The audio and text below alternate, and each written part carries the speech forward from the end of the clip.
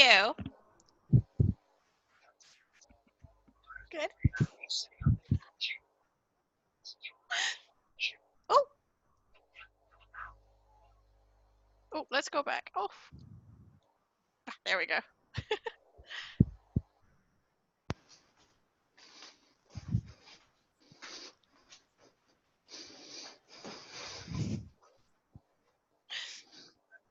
I'm so new to using Zoom. I have literally no idea what I'm doing, guys.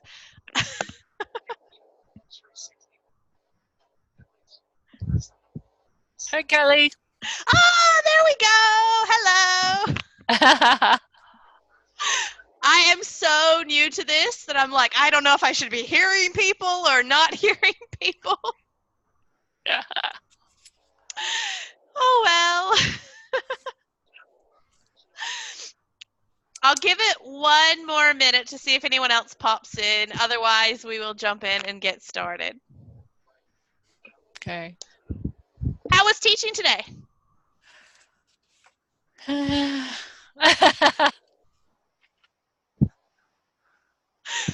Fair enough. Mine was pretty good. I had a couple of no-shows, so got paid to do nothing. That was a positive. Ah. Yeah, I had one no-show. I just figured out I had a chat going on. Okay. I'm learning the features of Zoom.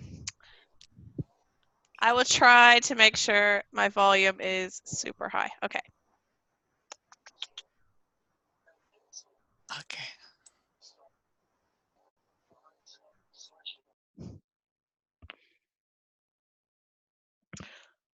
Okay, so I'm sure other people might pop in because I know a few people told me they were coming that aren't here yet. So I did put together a little PowerPoint. I am not a professional at this, guys. So this is just my experience. And what has worked for me, what has worked for some others. I did a little bit of research and kind of put some things together for you guys. So because I'm new to Zoom, this meeting will essentially last 40 minutes before it cuts us off. So this is kind of our trial run for this.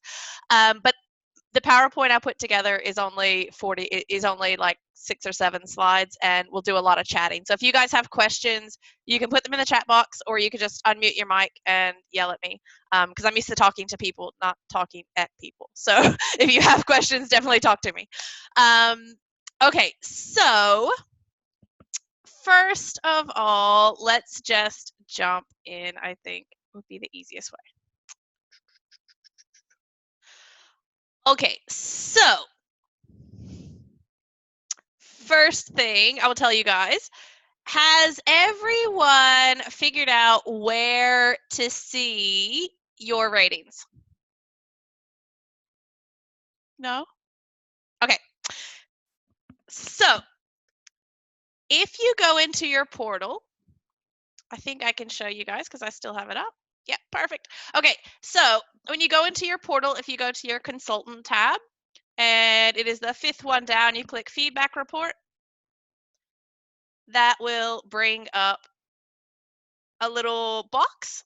This is on the slides as well, that just has your feedback for the current month. So it tells you all the scores you've gotten, as well as how many no surveys you've gotten. It tells you your average rating as well for the month. And then you also see your last 50 as well. If you want to see specific feedback, I get asked this question a lot. So you can go in, you can choose a date range. I don't think it lets you choose more than a week. So if you click search, it will bring up all of your recent feedback. So you can actually see what your students have to say about your classes. So if you have positive things, they'll usually be in blue. If you have negative, they'll be in red. I was really annoyed about that 9. But anyway, I'm very particular with my ratings. They annoy me. Okay, so that's the reason I put this page in here. So try to keep a check on your ratings. That's my first bit of advice for you guys. Look at your ratings. I check mine every day after classes to see what's coming through. Don't let it get away from you.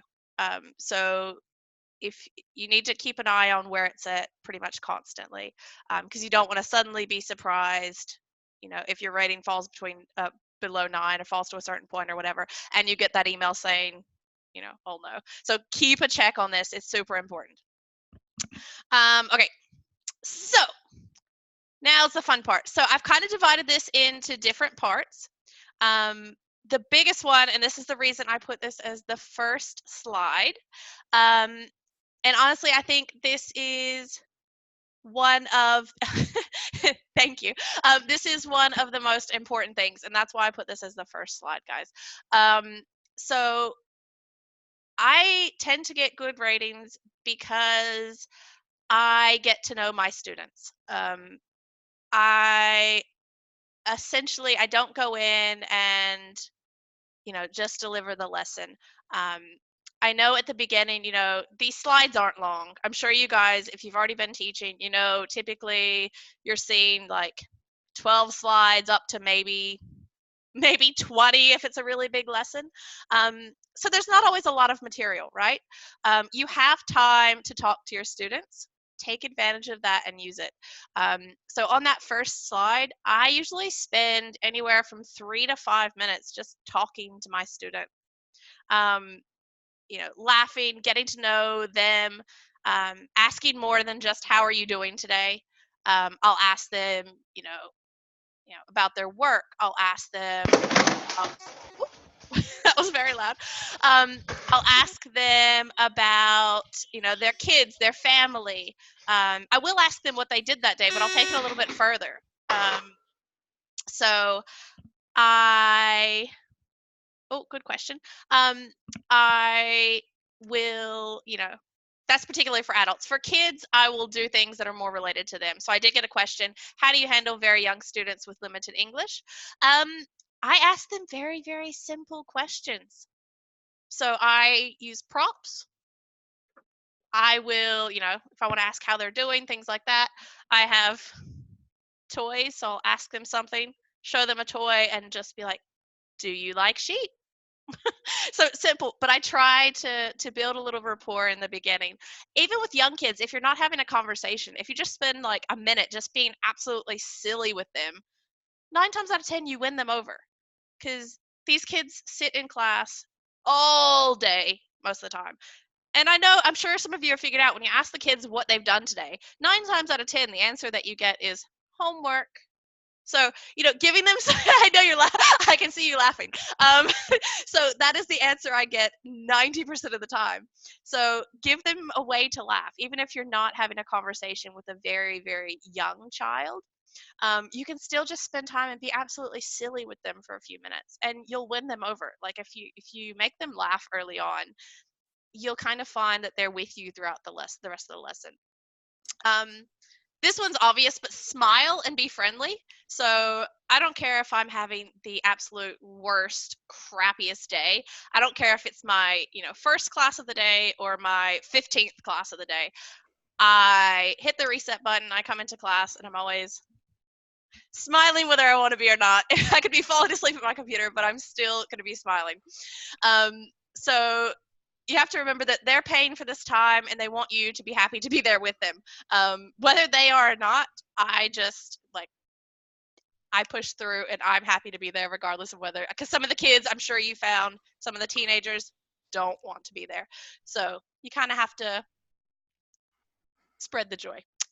One other thing, and this is equally for kids and adults, is to personalize the lesson. And I'll give you an example. I had an adult class last week, I think, and I only had one student, which was good, but it works for more than one student.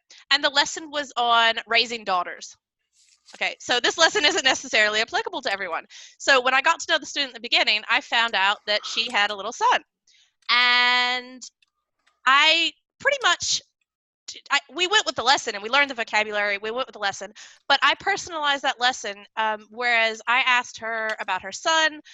We shared a lot of anecdotes because I have sons as well. So I really made it about her while still teaching her the vocabulary that was associated with raising daughters. So we learned that lesson, but then we also brought it around to talk about her life.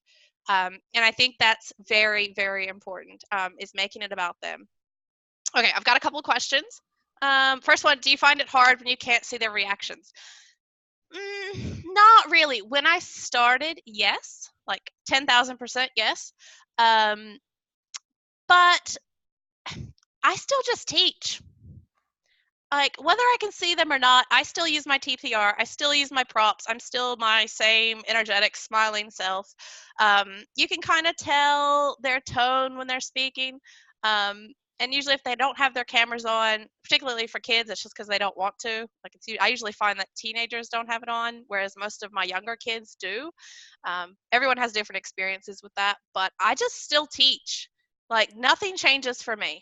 I still smile. I'm still, you know, crazy or whatever I need to be for that class. If it's an older student, I tone it down. If it's a younger student, I'm still, energetic. Um, and I do adjust. So that was kind of another question that I just seen pop up. So if a child is tired, my first go-to is to get them to move. Like, do something fun with them. Get them to be silly with you. Get them to clap. Get them to dance. Get them to do something. I have a regular student that I teach pretty much every week, and it's always that later time slot, and every time this poor little guy is falling asleep. Like, I'm seriously, he's like at the computer. So I have to get pretty creative and try to get him active. That being said, if it's not just tired, if the student just is shy or isn't really that energetic, I do match what they do. So if they are falling asleep, I do try to pick up the energy to wake them up. But if it's just that they're shy, or, maybe they just have that lower energy level, or it's a teenager, for example, because teens don't tend to be over the top, at least not in my experience, I do match their energy. So, if I'm talking to an 8-year-old and they're just very quiet, they're answering me, they're super, they're on top of things, I just bring my energy down, and I'm not like, woohoo, but I'm like more on their level. So I do find that helps with ratings as well, because some kids, if they're shy, or if they're, you can tell by the tone of their voice, if they're participating well, that's all I care about, and I'll bring the energy down a little bit to kind of match them. So you do have to make snap judgments with your students. I should say that, because all of these questions coming through, you do have to judge very quickly. So usually in that first slide where I spend those few minutes getting to know my student, even if their camera's off or on, I can judge by their voice and tell, how they're feeling, kind of where they're at with their energy, if they're just tired, or if, they don't want to be there. You can tell a lot with their voice. So I very quickly can adjust how I'm going to teach that lesson. And I think that's why it's really important to spend that first couple of minutes in a class getting to know your student and kind of making that very quick judgment of how you need to teach.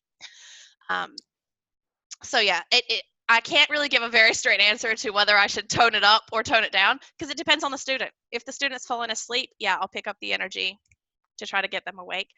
But if they're just a quiet student, I will bring it down to match them.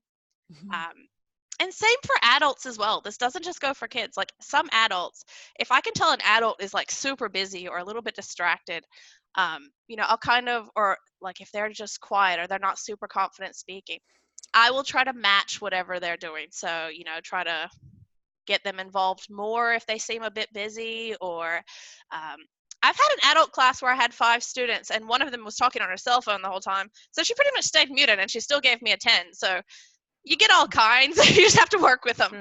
Sure. You just kind of have to judge very early on what hurdles you might have and work with them. Okay, so I think, like I said before, the reason I put this first is because that's one of the biggest things, is get to know your student and try to make the lesson about them. Whether it's a group of students, I do the same thing. Like, I had a group of adults that I was teaching about classical music, which I know nothing about. So we talked about music very early on, what they like, what they don't like. We did the lesson, and we kind of personalized it throughout for each student about, okay, you like X music, or you don't like any music. Okay, what movies do you like? So we personalized it. Okay, So let's go to our next bit because the next bit has a lot in it. Okay, I'm just gonna have to move my chat box a little bit. There we go. So I can read everything. Okay, so there are 4 things that I put in here that I think are really important to do consistently throughout the lesson. One of the biggest negative feedbacks I see, not only for myself getting, but for other teachers getting, because people send me feedback things all the time asking what this means, is to correct errors. Parents love to see this for their kids, and adults need and want to be corrected as well because they don't want to sound like idiots when they're speaking. So if you're letting them go with things uncorrected, they're not going to be very happy with the lesson. So it's up to you when you want to correct errors. So I'm not trying to tell anyone how to teach. You can correct them when you want, but do try to do it, reasonably soon after they make the error. So for me personally, if I have a student reading a sentence, I'll let them finish the sentence. I'll underline the word, and we'll focus on that word and practice a few times. And I never call anyone out on an error. I just kind of incorporate it and keep on going. So like I said, we'll read the sentence. Oh, great. Let's say this word again and do that way. And then we'll practice a few times. For a kid, I'll make it quite fun. I'll have them yell it like, practice or practice. For adults, a bit more serious. But I usually get them to say the word a few times so that they're confident saying it.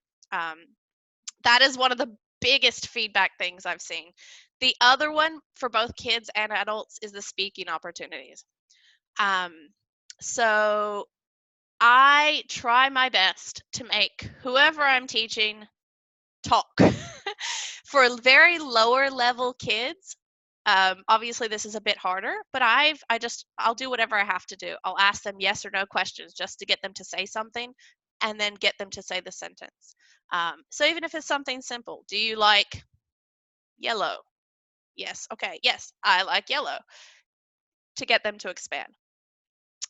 For adults, this can be quite tricky. I know I've had a lot of people asking because this is a big trouble point. If you have a class that's 2, 3, 4, 5, 6 students, how do you give them speaking opportunities?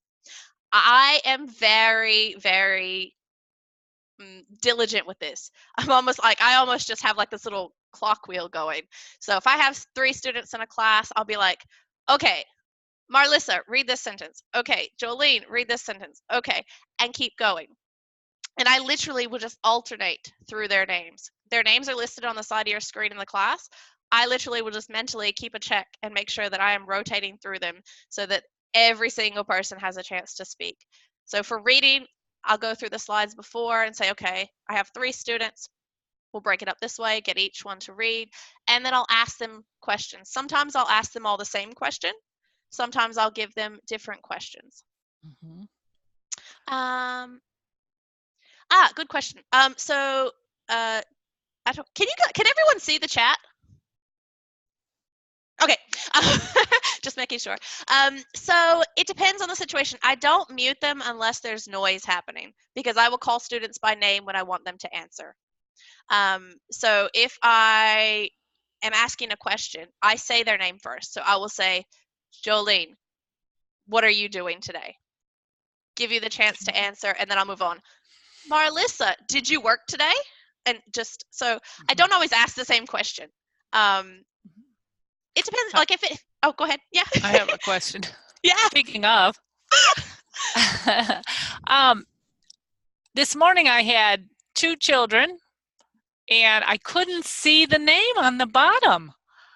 My screen was maybe too big. Is there a way to make it smaller so that I can see both their names?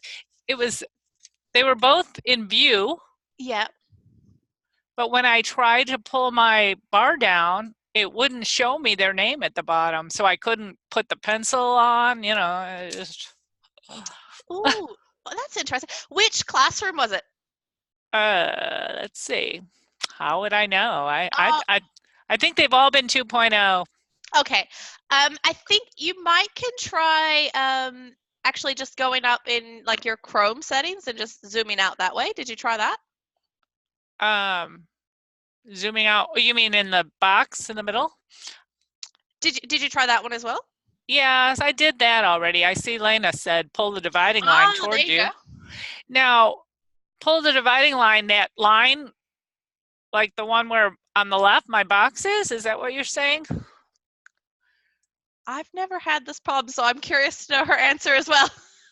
Oh, the vertical line on the left, right? Correct? Because I just struggle more than one class. I struggle with more than one class on that. And, I had 4 classes this morning. One was a no-show, so out of 3 of them, I had problems. And I'm curious now to see that feedback report. Now you'll have to go and find it and look. I will. I started with an 8.5 because I had 3 adults that, maybe toward the slide. Yes, that way. Pull it out that way, like so that they're more. Yeah, so to you can make it, but yeah, okay, I got what she said. Yep. Yeah. I've never had the problem, but that makes sense. So you can just kind of. Yeah, I'm gonna review the instructions. I thought I saw something else. It's the one gal talked about that line and then the square and the X, the line and square and X and the Chrome. And I get that, but I tried that a couple times and it wouldn't make everything smaller. I felt like everything was just huge on my screen. Oh, okay. When the student box shrink, look for the 3 dots. Enable their pencil. You know what I don't see on here, Kelly, is the bottom. Usually we're able to save the chat. Where's that? Anyone know? I don't see the save the chat, do you? Oh, I do. It's the 3 dots beside the. Oh, okay. Here it is. Save chat. Thanks. Because I'll be using this. Thank you for some of the answers. That's a nice. Oh, I might have my monitor on full screen. That might be it. Yes, but how do I get it off full screen? I don't know. I'm probably the least tech person here, so you'll have to play with that one. That one I don't know. No, that's great. But like I say, I've never had this problem on other platforms, so it's like a challenge. I think they're like all platforms are a little bit different, so everything has a little bit of a learning curve to it, I think. Right. At least, like, there you go. The 3 dots. 3 dots on the top right. There you go. You're getting all kinds of help. Yes, that's why I'm going to save the chat because I'm definitely going to be printing this one out. Let me tell you. Thank you so much. You guys are awesome. I'm glad you're helping. I was like, everyone sends me tech questions, and I'm like, sorry. Yeah, that's the best part about this, so we can learn from everyone. It's really good. Exactly. Mm-hmm. Okay, yeah. So, with that, if you do that, you'll be able to see their names, and that's what I use. Their names are like on repeat for me, so I'm constantly calling students by their names, and that's how I make sure everyone is speaking. I had a class with 3 kids today. 2 participated wonderfully. 1 child said nothing the entire class. But I still alternated, and I still went to her every single time to ask whatever question I needed to ask, and I gave her, I waited for a few seconds and just kind of was like, did my TPR, just didn't say anything. I prompted a couple of times and just moved on. Like, I still give them equal talk time, whether they're using it or not. So I've heard that before, especially with adults, like, if someone leaves and comes back or whatever happens, you kind of have to take it into account and still try to make sure everyone's getting their talk time. One big thing, everyone loves to talk about themselves. I'm sure you guys know this. Get them talking about themselves. If they don't want to talk about what's on the slide, ask them a question that somehow relates to them, whether it's, tangentially related to the slide, or, I do some stretch questions sometimes, like, we're talking about bicycles today. Oh, do you like to go to the park? You kind of just have to, but get them to talk about themselves, and that's a good way to get the speaking time up. I'm sure you guys know from me interviewing and me talking in general that I'm always smiling and laughing. I said this earlier, if you make kids laugh, if you make the adults laugh, and you make them enjoy your class, and especially if you end the class smiling and happy, that's what they're going to think of. So when that rating box pops up, they're going to be happy, and hopefully they're going to click a good number. So if you make it something that's fun for them, you're going to come out. Yeah, exactly. Oh, thank you, Jolene. Yes. The last thing is I give a ridiculous amount of praise. It sounds like a broken record, and I come up with about 30 ways to say the same thing. Whether it's my kids, whether it's my adults, I find ways to tell them good job no matter what they're doing. Even if they read a sentence and I'm not even convinced it was English, I find something to praise them on, and then I do my corrections. So I always give positive encouragement, positive feedback, positive reinforcement, so that they're not feeling, because if you've ever tried to learn another language, you often feel like an idiot. And you don't want your students feeling like that. So even when you are correcting, I always like, good job, awesome work, that was great reading, great pronunciation, that was great, let's fix this one word, and then do that. So I find that if you leave them feeling, happy with what they've achieved or happy with what they've done, again, they're going to rate you well. Okay, so, okay, there we go. So at the end of the class, this is just a few things that I do at the end, because I think the end of the class is almost as important as the beginning of the class with building rapport, because you want to leave them positive so that when that rating box pops up, they're like, yay, 10. That's what you want. So I always thank the student.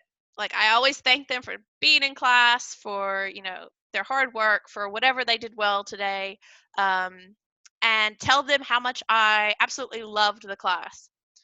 I've had some kids that are absolute little terrors in my classes, and I don't say that a lot, but everyone's had those students, so I know I'm not alone. I still, at the end of class, was like, I loved seeing you today, and I hope to see you again soon. So I always, whether, even if they hated being in class, I still am super positive when it comes to that end of class. I give them praise at the end as well. So I know I've praised them, for 12 or 15 or however many slides, but I'm going to praise them one more time before we finish. And then I will blatantly say, please remember to leave me some feedback. And I word it in a way to say, if you enjoyed my class, leave me feedback. Don't just say, leave me feedback. So I word it, because you can't say, rate me 10. You can't say, I say, if you enjoyed my class. And I obviously change the language a little bit. Like, if you're talking to a kid, to be honest, for kids, I don't actually say that all the time. This is more for the adults. For the kids, the parents, like, it's kind of up in the air sometimes who rates. But for the adults, I specifically will say, because they'll understand. Even if it's a lower level adult, they've probably heard it 90,000 times, so they know those words. And I always say that I really hope I see them again, because that, just positive. There are two things that I put up here that I found in a YouTube video, and I'd be really curious to know if they work. I haven't actually tried them, but one person suggested, when you say goodbye, wave 10. And I'm like, well, that's a good mental image, like, goodbye. So I haven't tried it. Like, it's hard to assess whether that's working on its own or not, but could potentially be good. And then sorry, I'm getting pop-ups. The other thing that I also saw suggested in another video was to use because, and I do actually do this. So I will say, particularly when I write my feedback, and I'll actually show you something in a second that I put on the slide as well, is I say, if you enjoyed my class, leave me feedback because I would love to see you again. That kind of gives them an incentive to leave feedback. If they enjoyed the class, then, and they want to see you again, rating you well does actually kind of help them potentially get matched with you again, because the company's not going to match you with a student who rates you poorly. Like, in general, like, if a student rates you a 1, the company is likely not going to put you back with that student. And I think the students kind of know that. That's the theory, is if they rate a teacher bad, they don't want to see them again. So I try to do that. And I do that, and I'll show you something that I put on the slide at the end as well. The last thing I do, there's a huge debate whether students can see feedback before they leave theirs. I'm honestly not sure. I can try to find that answer. I've been meaning to do it, but I haven't done it, so I will try to ask that actually. But in my experience, I've never got a rating more than like 1 or 2 hours after class. So I suspect that most of the time they just rate right after class, and it doesn't really matter. I don't know if they see the feedback report or not before, but I'll ask that question to find out for you guys.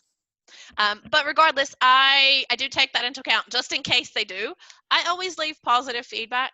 I will sandwich some things to work on if I need to. You know, if Bao Bao was an absolute terror today, I will put very tactfully that, you know, he could work on participation. But I try to say things that they've done well. You know, even if they said one word correctly the entire class, they're going to get praised for it in that feedback. Because I'll give them things to work on, and I am honest. If they do need to work on participation, I do say it, but I say things very, very tactfully.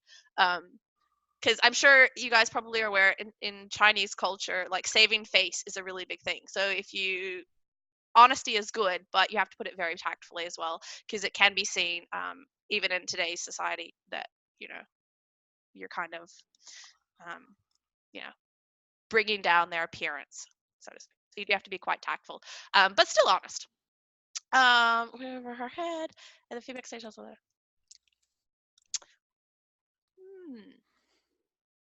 Interesting. I usually am honest when it comes to that. So I know some of you have been teaching long enough that you now can do the upgrade downgrade thing. I'm usually super honest with this, and I've never found that has hurt me in feedback. So if you get prompted that teachers have suggested an upgrade and you teach that student and you're like, there is no way she needs to go up or he needs to go up, I am honest. Oh, interesting. There you go. Jolene would have this. You just have to put everything nicely. So spin it in a nice way. I like that. Well, that's fair enough.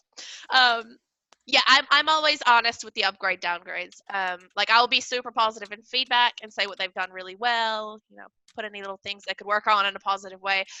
But when the actual company wants to know if you want to upgrade or downgrade somebody, I don't think the student sees that, and I've never got any kickback from saying it. So I'm always honest then, because I honestly do not want to put a student up if they're going to struggle more, because that's just going to be painful for them and it's not going to benefit anyone. Okay, so the sandwich method. That's I use that a lot in my feedback. Yeah. I'll tell you one last thing and then we'll talk for a few minutes because we've got about 7 minutes left. Mixed abilities today. I did my best, but I got it. Yes, I did see you say it. So with mixed abilities, with the adult classes, you do get this. In theory, they should all be roughly the same level, but you will get people with very different abilities. For the most part, I try to run the class the same. So I still will divide up reading. I will just support the lower abilities a bit more, tactfully, of course. And then when it comes to questions, I just adjust my questions based on what I think they can answer. So, if the slides suggest asking a really complicated question, I honestly will give that question to one of the more advanced students or a couple of the more advanced students.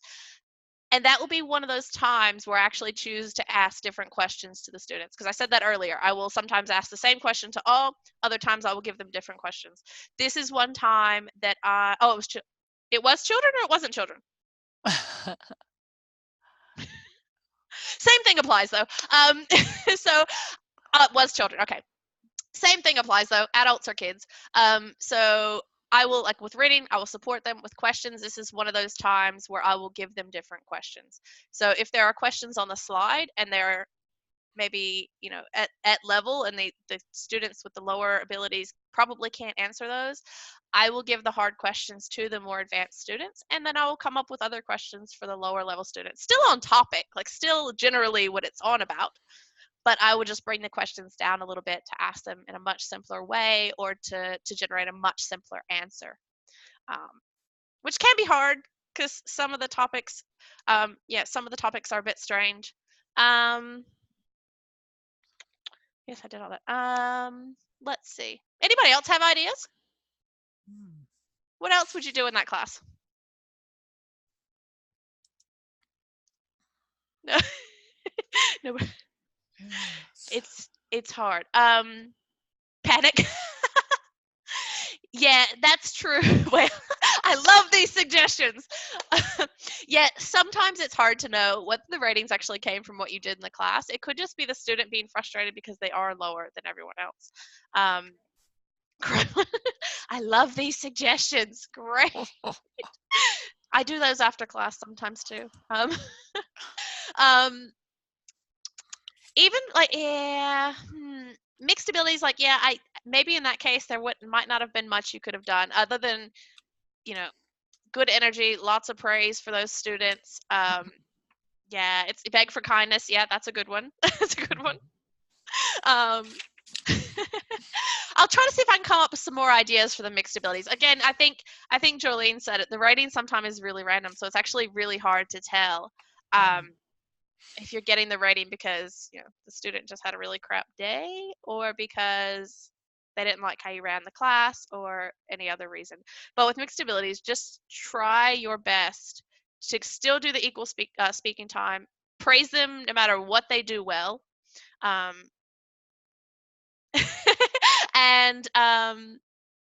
give them tactful feedback. And I usually give feedback to everyone. I don't care if someone read the sentence perfectly.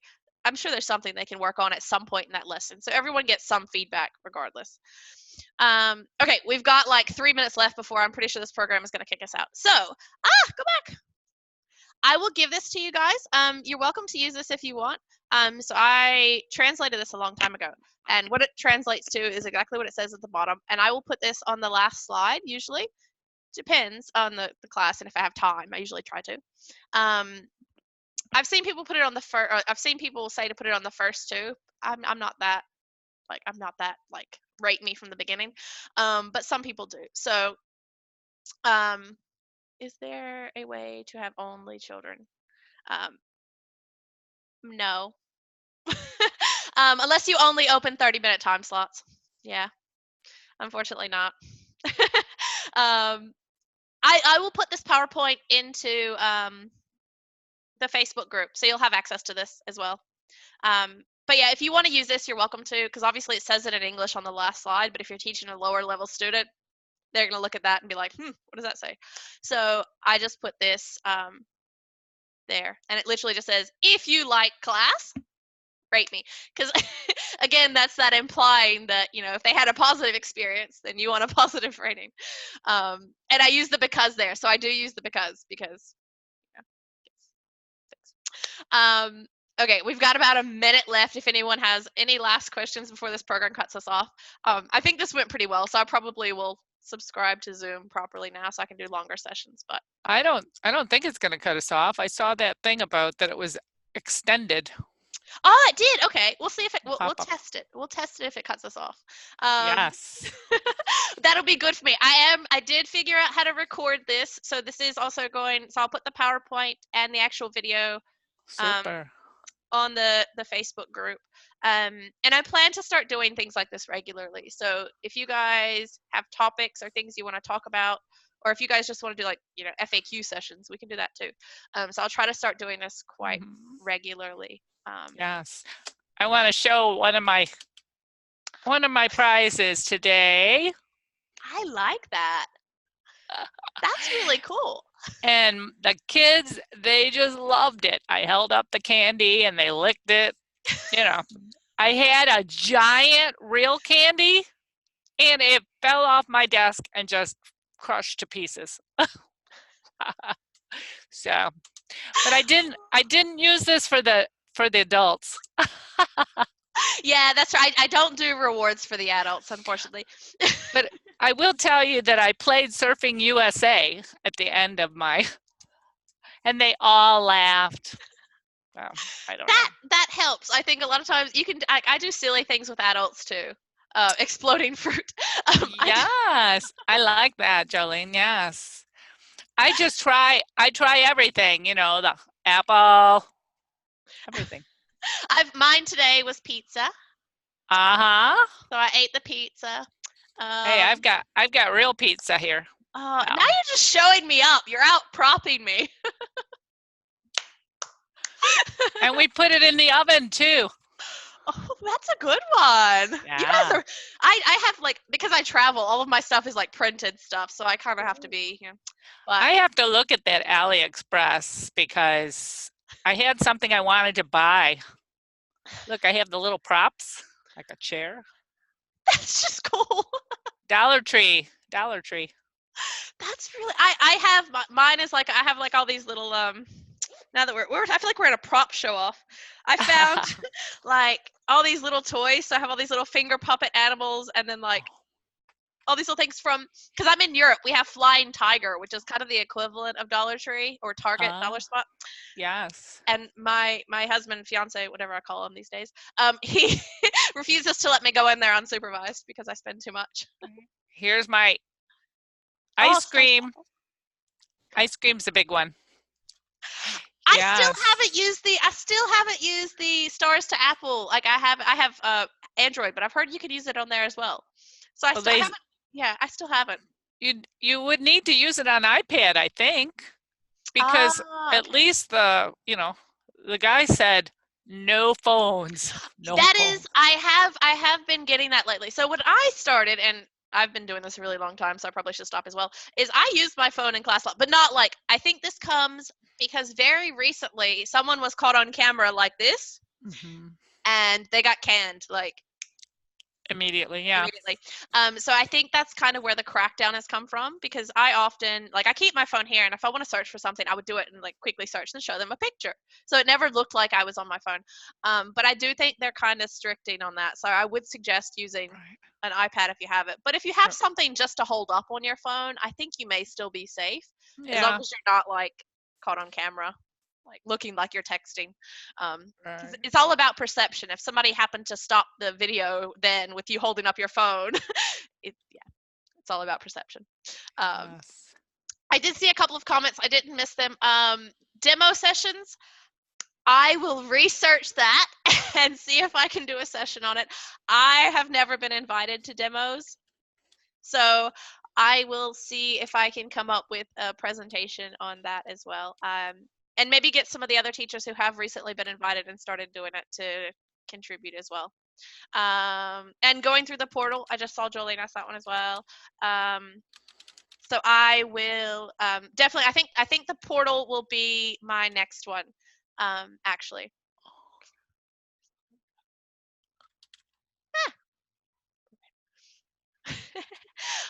I like that. Ooh, really random vocabulary. I open up a Word doc.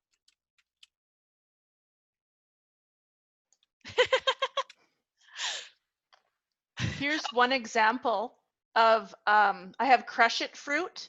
I don't know, can you see the numbers? Yes. Yeah, and then it also helps me gauge, like I'll do this at the beginning of a lesson, and then I'll ask them, they can pick a color or a number. Yeah. And then, so they'll say 8, and then I'll choose 8. Well, this one has to be find a star. But anyways, you can still say, oh, you got a star. What color is it? How many points does it have? Or, something like that. And then I'll try to find one. So there's a pineapple. Ooh. Yeah. So the kids and adults love this. Another one that I made myself was epic sports fails. And everybody loves those. So like somebody will be like coming down a water slide and they'll go across the water and like jump up on the other side of the pool, or they'll be skateboarding and fall. I don't know. They're just funny, right? And all the age groups like them. So, yeah. My teens would have liked that today. Yeah. And you can find that even yourself on, like, I just use a GIF app. It's GIPH. And you can find those pictures yourself and throw them in a file if you want. Like if you don't want to get stars to apples or something like that. Oh, okay. Yeah. So I have stars to apples, but I'm also technologically illiterate. I'm glad I'm not the only one. You saw I'm asking about the screen. I don't even know how to make the screen. Well, I was right there with you. I'm like, I think you can make it bigger. I don't know. Yeah. Oh, I love these ideas. I love Maybe all we the should ideas. maybe we should do one of these with I should do Zoom training on props and things. I think we could probably talk for ages on that one. That would be a good one. We could. We'd all prop each other for sure. It would be a competition. Okay, who has the most props? Ready? Or the best ones. Look at this one, popcorn. Ah! I like that one actually. That's a good one too. Yeah, I'm like, where did it go? I don't know now. It's in my messy basement. That's really good. I have so many different props. I might have to do that one and come up with some ideas for props. Yeah, it would be fun. Oh, that's a cute one, Lana. That's really good actually. Anything works. Anything. I've had people do that in interviews too though. Like because they're like, crap, I don't have, and they'll just grab random stuff. Like I've had people show me some strange things in interviews. I'm like, it worked. It's red. It's fine. I don't care what you've grabbed, but you showed me red, so it's fine. Yes. Yeah, it is whatever works. I do love it. Okay, I won't keep you guys any longer because I'm sure we could chat all day about props. So I will pretty much kind of bring this to the end. Does anyone have any like final questions or concerns as far? I hope this was somewhat helpful with ratings. I probably told you guys stuff you kind of already know, but hopefully it was at least somewhat helpful. Maybe. It was very helpful, right? 10. You have to do the 10. Yeah. High fives. Okay. That's a good one. Clappers. Yes, those are very. I need to find one. I haven't found one. Okay, so I'll get this up on Facebook straight away. So if you do want to look back at it, 10, 10, 10, 10. The other thing I'll say is I was going to post this on Facebook too. But if you guys ever need anything, don't think you're bothering me by messaging me. Please message me. And if anyone ever wants or needs like a one-on-one session, you can also ask as well. I do those as well. I do them for applicants, but I do them for my current teachers too. So if you need anything or you need coaching with anything, just reach out. I promise. I may be busy, but I'm always open for you guys. So whatever you need, don't think you're bothering me. And the other thing, if you have any ideas for future Zoom sessions, like, because I do plan to start doing this regularly, because obviously, if you've noticed, the group is gradually expanding at a very rapid rate. So I will always be trying to come up with new things. So if you guys have ideas or something that you want, just send them to me or post on Facebook or whatever you need. Okay, so I will let you guys go because I don't want to keep you guys forever.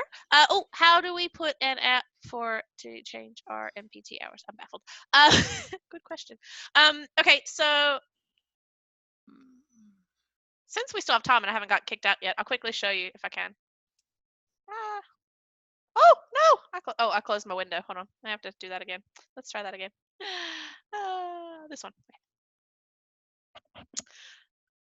For future reference, don't close the window you're using. Weekly sessions booking. So I closed my chat. I've definitely got to get better at keeping things open. Oh, where'd my chat go? I lost my chat box. My chat box disappeared, guys. Oh, there we go. Okay. It's here. Okay, I found it. We're good. Okay. Just go to your weekly session page and edit my prime time. You can only do this pretty much once a month. So I think it's like you have to keep your current hours for 30 days.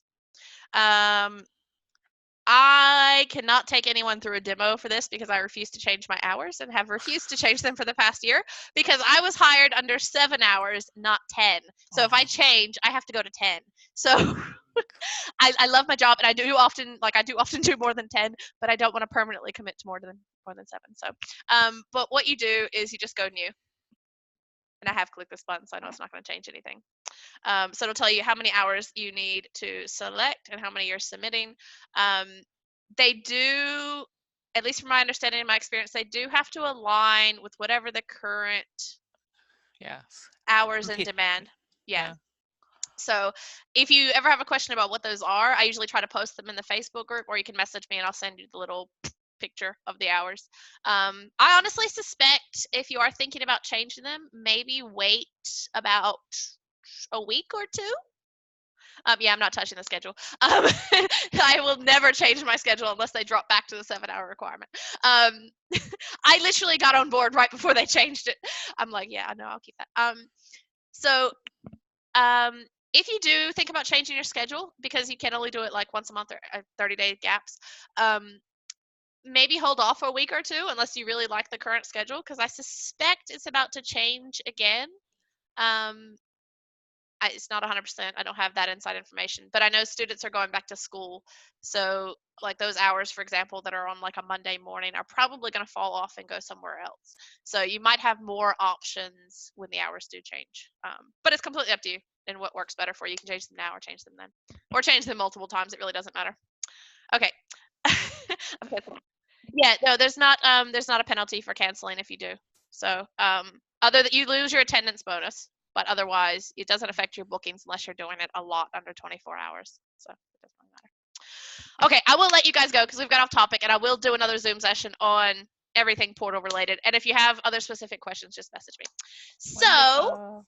thank you guys so much for coming. I hope this was helpful, and I will post this up probably in about 5 minutes or so once it converts. And then if you guys have ideas for future sessions, just message me. Thank you. Thanks, Thank guys. Thank you, Kelly. You're welcome. Goodbye, everyone. Have a good evening. You too. Or morning, or wherever you are. I'm evening, so you guys have a good day. I'll have a good evening. Okay. All right, goodbye. Bye-bye, everyone. Yes.